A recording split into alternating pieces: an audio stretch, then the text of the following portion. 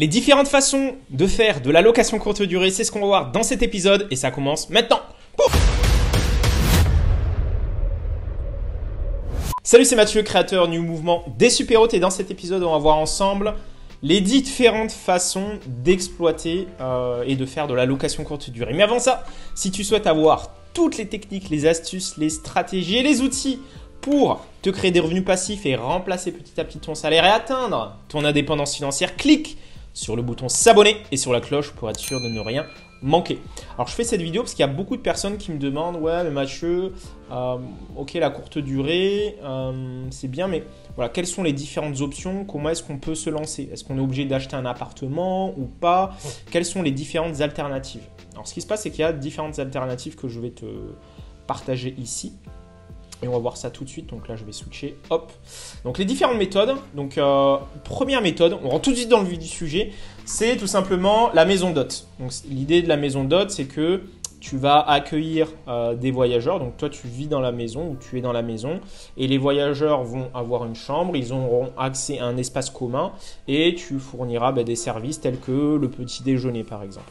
Et ce qui se passe, c'est que voilà, en termes de chiffre d'affaires, je trouve que c'est moins performant forcément qu'un appartement, puisque voilà, tu loues qu'une chambre, donc forcément voilà, c'est un peu moins cher, je trouve, que le logement entier, ce qui est normal, puisque tu as accès en général qu'à une chambre. Et après, pour tout ce qui est services comme les petits-déj, voilà, c'est en commun avec tout le monde.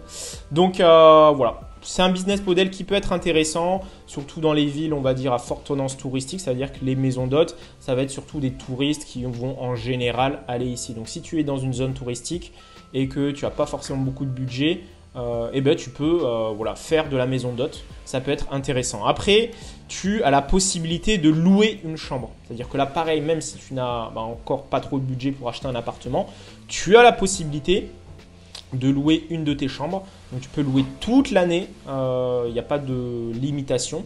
Donc ce qui se passe, c'est que tu vas vivre dans le logement, la personne, tu loueras sur Airbnb, sur Booking, c'est possible, et tu vas louer ta chambre en général, on va être entre 30 et 50 euros, voire plus en fonction du standing. Et ça te permettra, voilà, comme ça, d'avoir un regard sur qui rentre, qui sort, puisque tu seras dans le logement. Et ça peut être un premier pied à l'étrier si jamais tu veux tester la location courte durée sans forcément te lancer dans l'achat d'un appartement, etc. Donc ça, c'est... Je connais des personnes qui font ça et qui, en général, ils vont cibler, ça peut être des touristes. Typiquement, ça peut être soit un couple ou en général, c'est des solo travelers, donc des personnes qui voyagent seules, et ou alors des professionnels qui veulent un truc pas trop cher, tu vois. Et en général, ils vont faire appel à ce genre d'options. Après, il y a l'option gîte urbain ou appartement. Donc là, tu achètes un appartement ou tu as un appartement complet que tu mets en location courte durée. La personne, donc, elle aura la salle de bain, la cuisine, la chambre, le salon, enfin bref, la totale. Donc c'est pour moi le setup, on va dire, qui peut te rapporter assez gros. Après, pour aller encore plus loin, là j'aurais pu rajouter villa ou maison, mais tu m'auras compris, c'est l'idée.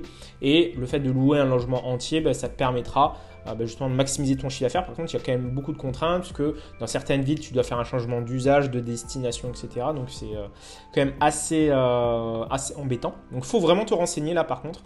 Donc contacte l'urbanisme et ta mairie pour voir les modalités. Regarde aussi au niveau du règlement de copropriété. Est-ce qu'il y a une clause d'usage de bourgeoisie exclusive?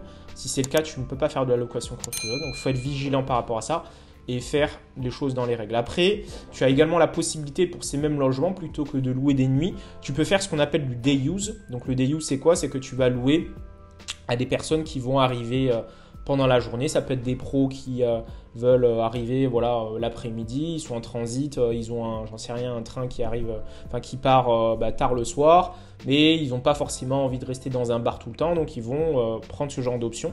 Donc il y a des sites spécialisés qui existent sur ça, tu tapes sur Google Day Use et tu pourras comme ça louer ta chambre par exemple de 15h à 19h par exemple. Oui, typiquement aussi ça peut être pour les couples infidèles, les choses comme ça, donc les personnes qui veulent faire des choses dans l'appart, on s'est compris. Donc c'est souvent utilisé par ce genre de clientèle et là voilà, c'est adapté. Soit tu fais un truc on va dire un peu romantique, etc. et ça peut être adapté. Et en plus de ça, ça peut être adapté également avec les professionnels, même si ton appartement n'est pas, on va dire, un truc super romantique, etc. Si on va dire, s'il y a un bureau, si le professionnel il peut se poser, etc. En fait. Parce qu'en général, les gens vont vouloir se poser l'après-midi ou le matin pour justement en profiter. Ensuite, tu as la possibilité de faire de la sous-location. Donc là, l'idée de la sous-location, c'est simple, c'est que toi, en tant que particulier, tu vas créer une société et tu vas faire avec un propriétaire, tu vas aller le voir et tu vas lui louer son logement avec un bail dérogatoire bien spécifique qui va te permettre en fait de sous-louer son logement et de le louer toi en courte durée pour l'exploiter. Donc par exemple, tu vas payer 500 € et derrière tu l'exploiteras et tu vas générer, j'en sais rien, 2500, 3000 € de chiffre d'affaires. Donc ça c'est intéressant. Par contre, il faut savoir pour un retour d'expérience que voilà, pour un appartement, on va dire un T2, si tu veux l'aménager, etc., il faut au minimum environ dans les 5000 €. Après, c'est plus ou moins en fonction du standing que tu veux faire, mais ça te donne un ordre d'idée.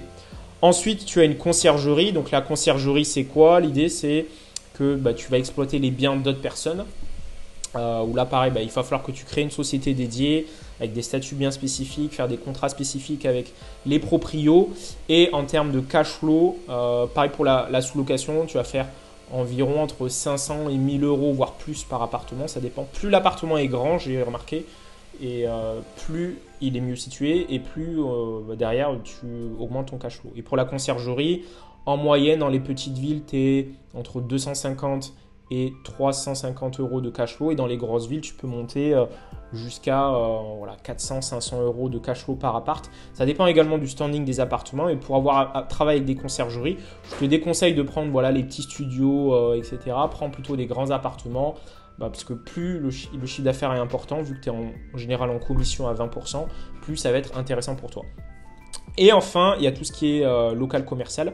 Donc tu peux, par exemple dans certaines villes, la location courte durée est interdite. Et tu peux tout simplement sous-louer un local commercial ou bien l'acheter et l'exploiter en courte durée. Donc ça peut être sympa si jamais, c'est ce qui se fait typiquement sur Paris. Maintenant, c'est surtout des locaux commerciaux que les gens utilisent pour exploiter en courte durée, parce que ce n'est pas soumis à des règles de compensation ou autre.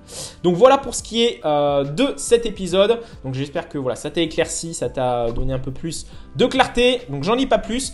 Pour aller plus loin, j'organise un atelier en ligne où je te détaillerai encore plus dans le détail ces différents éléments, et on ira vraiment dans le détail sur l'optimisation de tes annonces, comment investir, comment trouver des biens rentables, comment s'assurer que ça a fonctionné, comment automatiser tout ça, que tu aies une maison d'hôte, une chambre, un gîte urbain, que tu veuilles faire du day use, de la sous-location, conciergerie ou un local commercial. On peut t'accompagner, mais il faut tout simplement que tu passes à l'action, et passe à l'action en rejoignant cet atelier en ligne. C'est totalement offert. Les places sont limitées, donc tu cliques sur le lien qui se trouve dans la description et on se retrouve lors de l'atelier en ligne. Boum! Toi qui m'écoutes, attention, oui toi, je te parle à toi. Surtout, ne passe pas à l'action après cette vidéo, non. Ne change rien, reste dans l'ombre et continue de galérer avec ta location courte durée.